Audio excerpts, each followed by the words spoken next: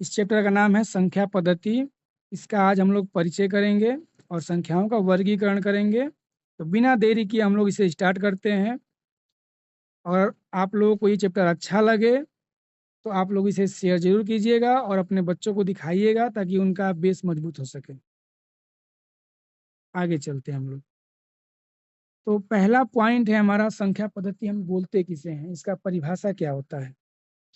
संख्या पद्धति गणित की वह शाखा है जिसमें विभिन्न प्रकार की संख्याओं और उनके गुणों का अध्ययन किया जाता है। यानी जहां भी आप विभिन्न प्रकार की संख्याओं और उसके गुणों का अध्ययन करेंगे उससे हम लोग संख्या पद्धति बोलेंगे। ठीक है, आगे चलते हैं। प्राकृत संख्याएं, नेचुरल नंबर किसके बोलते हैं हम लोग। गिनती में प्रयुक्त संख्याएं 1 2 3 4 5 जो 1 से शुरू होकर अनंत तक जाता है उसको हम लोग बोलते हैं प्राकृत संख्या, नेचुरल नंबर। यानी जो संख्याएं कहाँ से शुरू हो, 1 से, 1 2 और कहाँ तक जाए, अनंत तक। इस बीच के सारे नंबर, ये सारे नंबर क्या कहलाएंगे, हमारे नेचुरल नंबर कहलाएंगे, प्राकृत संख्या कहलाएंगे। ठीक है, जैसे अगर हमसे कोई क्वेश्चन करे कि 35 क्या है तो हम बोल सकते हैं कि 35 एक नेचुरल नंबर है, प्राकृत संख्या है। आ रहा है बात समझ में। आगे चलते हैं। पूर्ण संख्या, होल नंबर किसको बोलते हैं। प्राकृत संख्याओं में जीरो जोड़ने पर बनती है। यानी जिस जो कि हमारा प्राकृत संख्या है, तो समझिए ये क्या बोलना चाहता है परिभाषा। जैसे हमारा प्राकृत संख्या कहाँ से शुरू होता है, 1 से, और कहाँ तक जाता है, तो अनंत तक। अगर इसमें हम जीरो जोड़ दे, यानी ये जीरो से शुरू करें, ये सारा चीज कहाँ से शुरू करें, जीरो से। हमारा प्राकृतिक संख्या 1 से शुरू हो रहा था और ये जीरो से शुरू होगा तो वो कहलाएगा पूर्ण संख्या।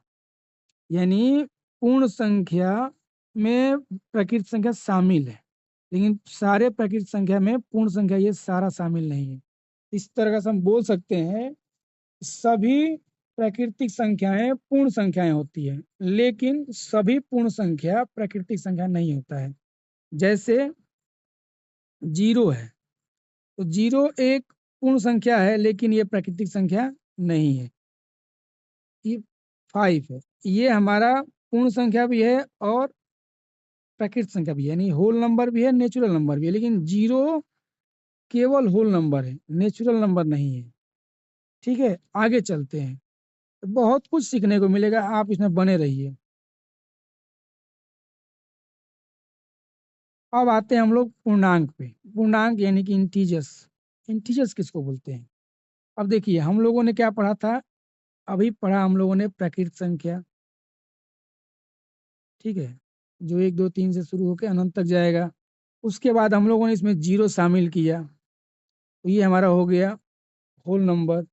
अब इसमें हम माइनस शामिल कर देंगे अनंत तक तो वो हमारा हो जाएगा पूर्णांक।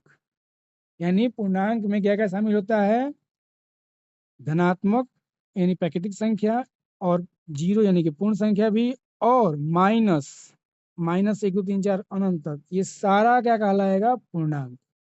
यानी अगर हमसे कोई क्वेश्चन करे कि -5 क्या है तो -5 एक पूर्णांक है। ठीक है, इंटीजर से। अगर बोला जाए 6 क्या है, -6 नहीं, +6। 6 क्या है, 6 एक नेचुरल नंबर है, होल नंबर है और पूर्णांक भी है। अभी आगे हम लोग परिमेय संख्या पढ़ेंगे तो बोलेंगे परिमेय संख्या भी है। ठीक है, अगला नंबर उसी का है, आगे देखते हैं हम लोग। परिमेय संख्या यानी कि रेशनल नंबर किसको बोलेंगे हम, तो जिन्हें p/q के रूप में लिखा जा सके। p और q पूर्णांक हो, लेकिन है इसमें q का मान जीरो नहीं हो, यानी जिसे p/q के रूप में लिख सके। ठीक है, p/q के रूप में लिख सकते हैं, p और q दोनों पूर्णांक हो, यानी प्लस वाला भी हो, माइनस वाला भी हो और जीरो भी हो।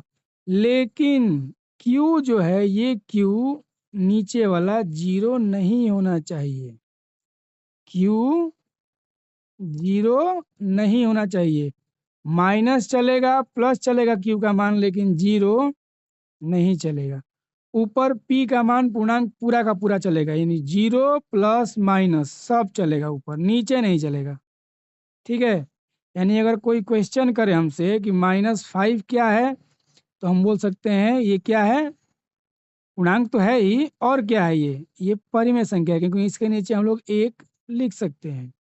जीरो क्या है, एक परिमेय संख्या है, क्योंकि इसके नीचे एक लिख सकते हैं। लेकिन अगर हम लिखे कि -5/0, तो ये हमारा नहीं होगा परिमेय संख्या। ठीक है, नीचे जीरो नहीं चाहिए, ऊपर जीरो चलेगा। आगे चलते हैं हम लोग, परिमेय अपरिमेय, परिमेय हो गया, अब अपरिमेय पे आते हैं, इरेशनल पे आते हैं। जिन्हें p/q के रूप में व्यक्त नहीं कर सकते हैं, उन्हें हम लोग बोलते हैं अपरिमेय संख्या।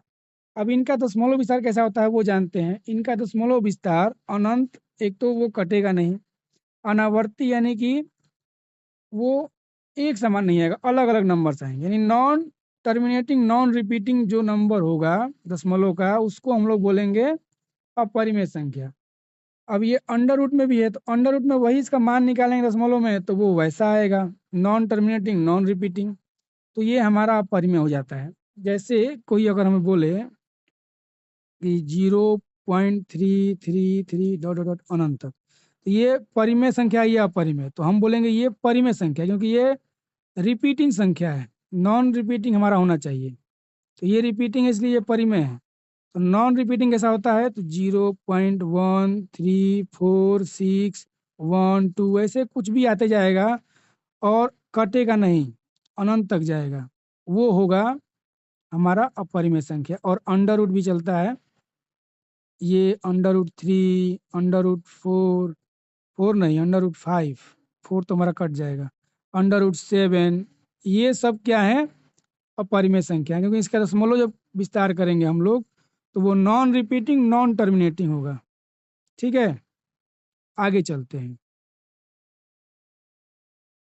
वास्तविक संख्याएं, अभी हम लोगों ने जो कुछ ऊपर पढ़ा, क्या क्या पढ़ा, प्राकृतिक संख्या पढ़ा, जो कि 1 2 3 4 से शुरू हो रहा था, एक से शुरू होकर अनंत तक गया। उसके बाद हम लोगों ने जीरो को शामिल किया, पूर्ण संख्या बनाया। उसके बाद हम लोगों ने जीरो के साथ क्या शामिल किया, माइनस को शामिल किया, वो हमारा पूर्णांक बना। उसके बाद हम लोगों ने बोला कि नीचे उसको 1 लिख के या उसको p/q के रूप में लिख सकें, वो हमारा हो जाएगा परिमेय संख्या। और उसके बाद हम लोगों ने पढ़ा अपरिमेय संख्या √7। ये सारा जो हम लोगों ने पढ़ा, वो सब का सब क्या है, वास्तविक संख्या है।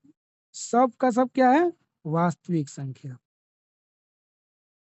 अब आगे चलते हैं, हम लोग सम संख्या पढ़ते हैं। इवन नंबर क्या है, जो संख्या 2 से पूर्णतः विभाजित हो जाए वो कहलाएगा हमारा सम संख्या। अब कौन सा संख्या है जो 2 से विभाजित होता है, ये जानते हैं हम लोग। कैसे, तो जिसका यूनिट डिजिट, इकाई का अंक, यूनिट डिजिट बोलिए या इकाई का अंक बोलिए, या दाएं साइड में राइट नंबर बोल, राइट डिजिट बोलिए, दाएं साइड का राइट, उसको हम लोग बोलते हैं सम संख्या। उसको कैसे बोलेंगे, तो लास्ट में 0 दिखेगा, 2 दिखेगा, 4 6 8, इसमें से कोई भी अगर यूनिट डिजिट में दिख गया तो वो होगा सम संख्या, क्योंकि ये सारे नंबर 2 से कट जाएंगे, विभाज्य हो जाएंगे।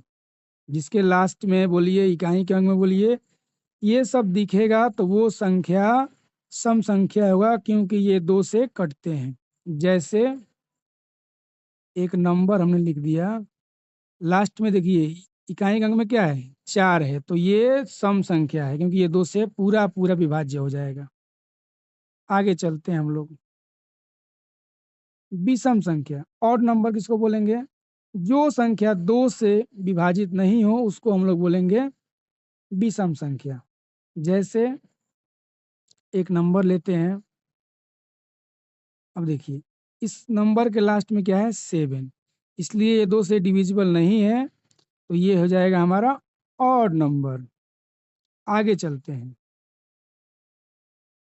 याद रखने योग्य बात बोल रहा है, क्या बोल रहा है समझिए। हर प्राकृतिक संख्या पूर्ण संख्या है, हम लोगों ने पढ़ा 1 2 3 4 से शुरू होता है, और पूर्ण संख्या 0 से शुरू होता है, और 0 शुरू होकर कहाँ तक, अनंत तक, तो इसमें प्राकृत संख्या शामिल हो जाता है। और हर पूर्ण संख्या पूर्णांक होता है, क्योंकि पूर्णांक माइनस प्लस और 0 में होता है, और हर पूर्णांक परिमेय संख्या होता है। तो इसी को शॉर्ट फॉर्म में ये दिखा दिया गया है। ठीक है, आगे चलते हैं। पहला क्वेश्चन है, क्या 0 एक प्राकृत संख्या है? तो हम लोग बोलेंगे नहीं। कारण क्या है? कारण ये है कि प्राकृत संख्या 1 से शुरू होता है और अनंत तक जाता है, वो 0 से शुरू नहीं होता है। 0 से कौन शुरू होता है? पूर्ण संख्या शुरू होता है, जिसको हम लोग होल नंबर बोलते हैं। ठीक है, दूसरा क्वेश्चन देखते हैं। ये क्वेश्चन सबसे बढ़िया है, क्योंकि इसमें आपका दिमाग थोड़ा लगेगा। -7 क्या है? अभी हम लोगों ने पढ़ा, माइनस यानी कि पूर्णांक। ठीक है, पूर्णांक है ये, और परिमेय संख्या भी है, क्योंकि सभी पूर्णांक परिमेय संख्या होता है, पढ़े हम लोग अभी।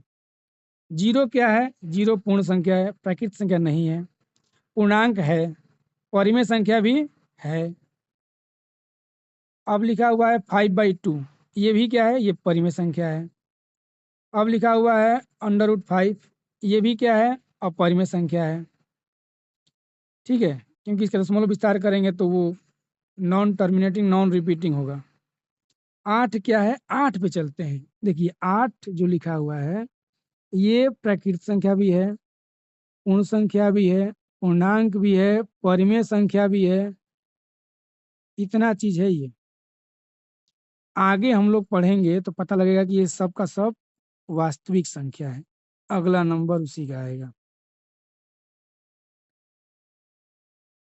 सारा परिमेय अपरिमेय वास्तविक होता है, ये हम लोग जानते हैं। क्या प्रत्येक पूर्ण संख्या प्राकृत संख्या होता है? प्रत्येक पूर्ण संख्या प्राकृत संख्या होता है, मैंने बताया था आपको ऊपर। नहीं होता है, क्योंकि प्राकृत संख्या 1 से शुरू होता है और पूर्ण संख्या 0 से शुरू होता है। तो सभी प्राकृत संख्या पूर्ण होता है, लेकिन सभी पूर्ण संख्या प्राकृत संख्या नहीं होती है। आगे चलिए, छोटा सा क्वेश्चन है। 1 से 50 तक के बीच के सभी सम संख्या लिखना है, यानी कि 2, 4, 6, 8, 10, 12 ऐसे करके 50 तक जाएंगे, तो हम लोग का आंसर आ जाएगा 25, जो कि इस प्रकार से सॉल्व हो जाएगा। सॉल्व करके दे दिया गया है। आगे चलिए, एक परिमेय और एक अपरिमेय संख्या का उदाहरण देना है। तो परिमेय का उदाहरण कैसे होगा? कोई भी एक दशमलव नंबर हम दे सकते हैं। मान लीजिए, ऐसे तो हम लोग 3 लिख देंगे तो ये भी क्या है? परिमेय है। 3/2 लिख देंगे, ये भी परिमेय है। लेकिन दशमलव में दिखाते हैं हम आपको कि 0.35, ये क्या है? एक परिमेय संख्या है, क्योंकि इसे जब हम लोग दशमलव हटाएंगे और p/q के रूप में करेंगे तो ये p/q के रूप में आ जाएगा। ठीक है, लेकिन √2 को जब करेंगे हम, √2 को जब बदलेंगे इसको हम लोग दशमलव में, तो ये मान आते जाएगा। तो ये नॉन टर्मिनेटिंग नॉन रिपीटिंग होगा, इस कारण से ये क्या हो जाएगा? हमारा अपरिमेय संख्या हो जाएगा। और इस प्रकार से हमारा ये चैप्टर समाप्त होता है। अभी आगे और भी पढ़ेंगे। अगर ये आपको अच्छा लगा हो तो आप लाइक शेयर करें और अपने बच्चों को ये दिखाएं बढ़िया से, ताकि वो पढ़ सके। धन्यवाद।